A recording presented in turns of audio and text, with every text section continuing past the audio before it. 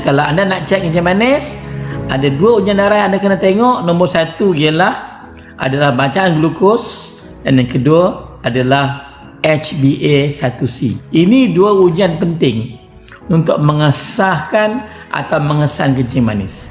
Dia punya glukos dia normal 6.6, tapi bila kita tengok perkataan HbA1c, bacanya 8.8%. Jadi walaupun glukos dia normal, tapi bila HbA1c dia tinggi, lebih tinggi sangat tak normal, maka kita sahkan wanita muda ni ada masalah kencing manis.